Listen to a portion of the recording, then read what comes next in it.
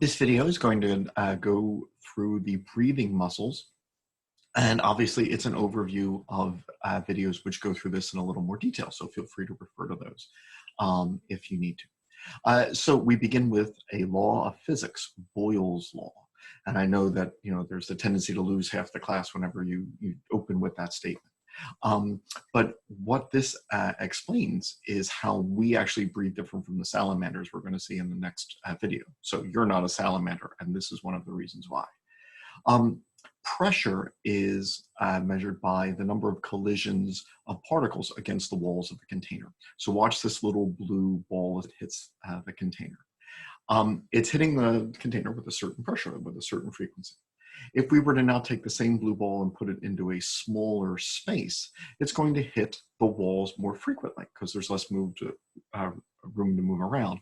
And so therefore the pressure goes up in the small box. So as the volume goes down, the pressure goes up. There's an inverse relationship.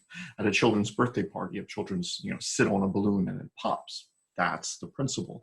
Where you make the volume go down, the pressure goes up and it pops the balloon.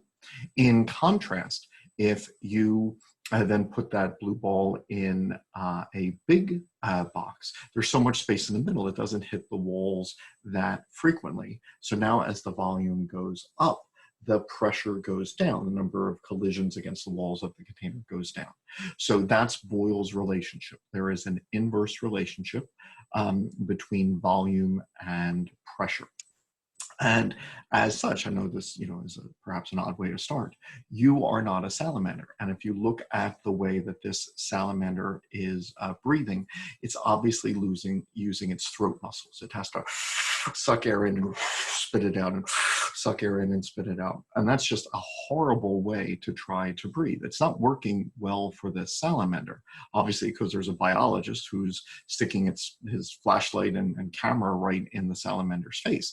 And the salamander is so exhausted that it can't move its muscles because it has to get rid of the lactic acid, etc. So obviously this is not efficient enough for the salamander to be able to run away from this pesky biologist.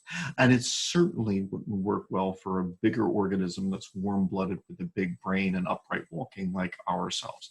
So look at that throat, how it's moving the air. And now look at the ribs, how they're not moving. Salamanders have short ribs and they aren't involved in respiration. It's all this throat muscles. All right, well, that's not going to work. And so after the early amphibians were living on land, amniotes decided that they would go for a few improvements. They made their ribs longer, and then they contacted a sternum, a breastbone. Once they did that, the muscles between the ribs could move the thorax. Are there muscles between the ribs? Of course there are. If you ever go to an anatomy and physiology party and your lab partner is cooking ribs on the grill and you're eating ribs and you're wondering, what is it, pray tell, that I'm eating? You're eating the muscles between the ribs. You're eating intercostals. And so what the amniotes, the reptiles, the birds, and the mammals did is they lengthened their ribs. It contacted the sternum. And now, and this will catch up any second, and the muscles between the ribs, the intercostals, when they contracted, they would make the volume of the thorax greater and lesser. And so this now then changes the volume of the thorax, which then changes the pressure as we're breathing for amniotes. But then mammals took it one step further. Mammals need to because of how expensive they are. They're warm-blooded all the time. They have bigger brains. They don't drag their bellies on the ground. And so this is all requiring more oxygen. So in addition to the intercostals, which you see here changing the volume of the thorax, mammals then did one other thing. So let me just kind of explain a scenario I would use in class that's a bit dramatic. I would say, especially if I had had them in A&P the semester, A&P 1, the semester before, at some point I say, I was like, oh, I want everyone to make me a promise. this is the winter that we're going to stay in shape. Are you with me? Yes, yes. And so I get half of them to agree that this winter we're going to stay in shape. And then so if I'm teaching A and B2 in the spring, I say, all right, so now, spring is here, and as the weather starts to warm up, there's that day that's going to come when you're going to start taking all your winter clothes and put them in drawers or closets or whatever and take out your summer clothes. And the question is, do they fit? And so what you're going to do when you're all by yourself in your house, you're going to put on your summer clothes, and then you're going to let your guts hang out. You're going to suck them in. You're going to let your guts hang out. You suck them in. You're going to let your guts hang out. You suck them in. And you're going to think, oh, why didn't I keep my promise and stay in shape that winter? But if you're looking in the mirror, you might notice something. You're not moving your ribs. So as I just get a little closer to this camera, if I just have my guts hang out and suck them in, let my guts hang out and suck them in, guts hang out, suck them in, my ribs aren't moving, but I'm breathing just fine. How on earth is that possible? Well, mammals made a sacrifice. You see all these ribs? Here? Well, mammals, their reptilian ancestors, they had ribs down here in the lower back, and mammals got rid of them. Why would you get rid of these ribs? That's less protection for kidneys, etc. And now your guts hang out, right? If you had ribs here, your guts wouldn't hang out the way that they do. Why did mammals want their guts to hang out? And the answer is that if the guts hang out, then the lungs can get longer in this way. So mammals have a muscle, an extension of the external oblique, which reptiles lack, called the diaphragm. And what it does is it pushes down on the guts so that the guts hang out. But when this goes from its original starting position of domed upwards to down, now the thorax is longer. So if you look at these two muscles, which I have just named, the intercostals, and I'm sorry, let me be specific, the external intercostals, it turns out there are two muscles, one an extension of the external oblique, one the internal oblique, which they go in opposite directions. The ones on the outside, the external intercostals, they can pull the rib cage out and up, while the diaphragm can push down.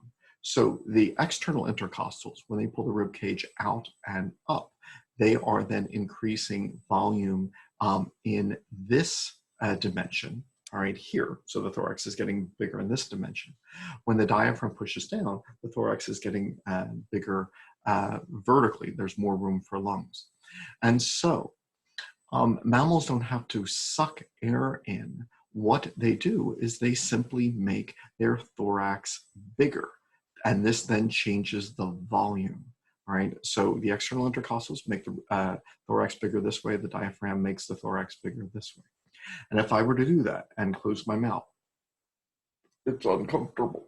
And if I open my mouth, the air goes in for free. Salamanders wish they could do that. They can't.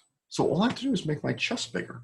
As I make the volume go up, the pressure goes down, and now I have low pressure air in my lungs.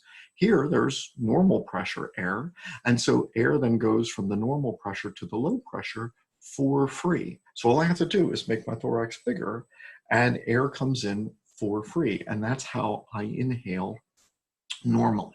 So a normal inhale involves the muscle contractions of two muscles, the external intercostals and the diaphragm. And so that's how we make our thorax bigger and more air comes in. In a normal exhale, then these muscles simply relax. So to exhale at rest, no new muscle contraction is needed. I simply need to relax the muscles that allowed me to inhale. So if the external intercostals relax, my thorax gets smaller this way. If my diaphragm relaxes, my thorax gets smaller this way.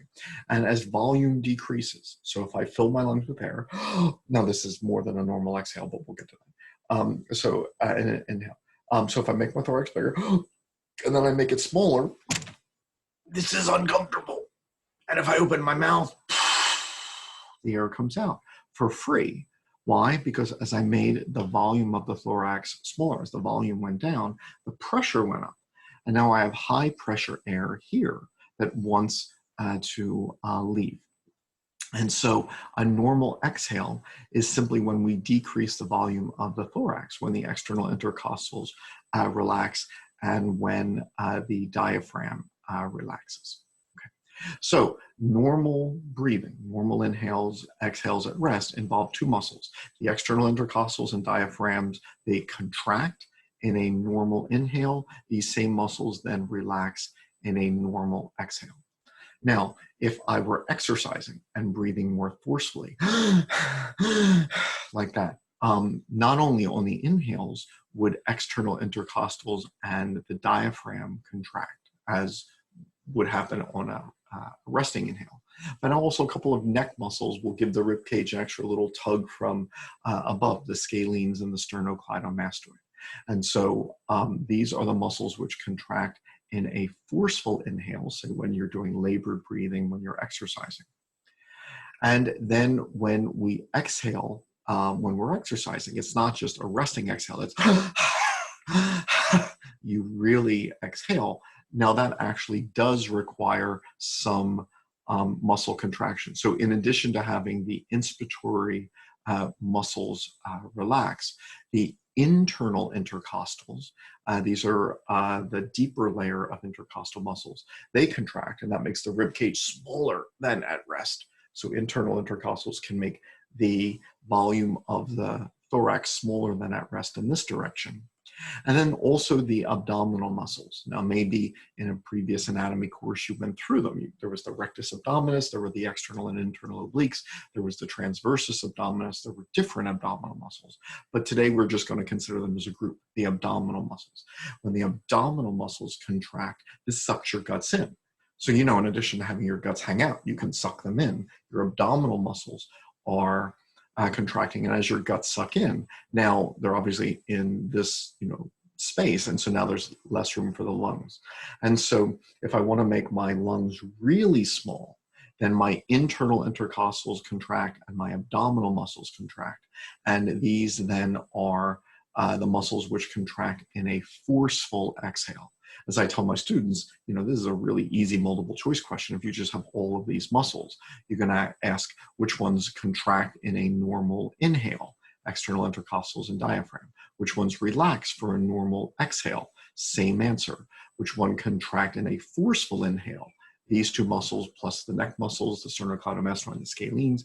Which ones contract in a forceful exhale? So once again, there is no muscle contraction in a normal exhale, but in a forceful exhale, the internal intercostals and the abdominal muscles contract.